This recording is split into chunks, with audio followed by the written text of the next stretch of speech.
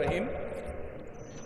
নবনির্বাচিত মাননীয় স্পিকার এবং ডেপুটি স্পিকার, আসসালামু আলাইকুম। আপনারা গণতন্ত্রকামী জনগণের রক্ত ঋণে প্রতিষ্ঠিত এই মহান জাতীয় সংসদের স্পিকার, ডেপুটি স্পিকার নির্বাচিত হয়েছেন। আপনাদেরকে প্রাণ ঢালা অভিনন্দন।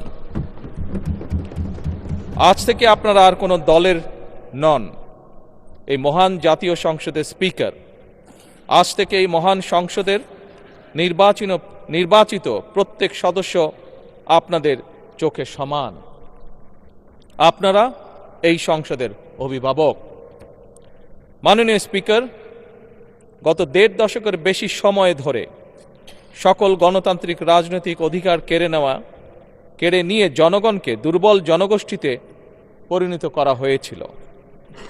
মহান জাতীয় সংসদকে মানুষের অধিকার লুণ্ঠনকারীদের ক্লাবে পরিণত করা হয়েছিল।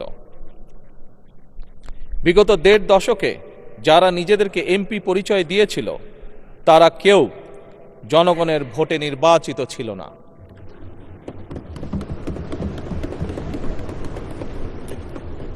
কিন্তু আজ এই সংসদে জনগণের সরাসরি ভোটে নির্বাচিত জনপ্রতিনিধিদের সংসদ।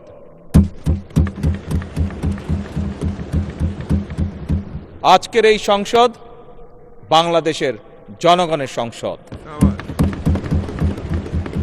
আপনারা আজ এই মহান সংসদের অভিভাবকের দায়িত্ব গ্রহণ করেছেন।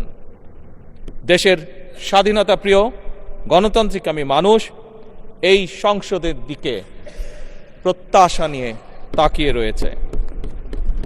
মাননীয় স্পিকার, দেশ এবং জনগণের স্বার্থে আমরা এই সংসদকে অর্থবহ করতে চাই।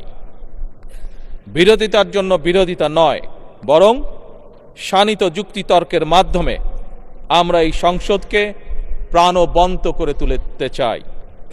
এই ক্ষেত্রে আপনাদের ভূমিকা সর্বাধিক।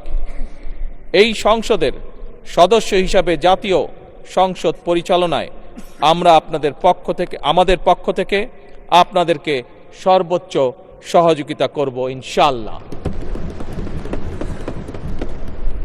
আপনাদের এই নতুন ভূমিকার জন্য সকল সংসদ সদস্যের পক্ষ থেকে আবারও আপনাদেরকে জানাই শুভেচ্ছা, অভিনন্দন এবং ধন্যবাদ। মাননীয় স্পিকার, মহান রব্বুল আলমিনের দরবারে আমরা কামনা করি এই মহান সংসদ সাফল্য কামনা করে আমার শুভেচ্ছা বক্তব্য শেষ করছি। আল্লাহ হাফেজ।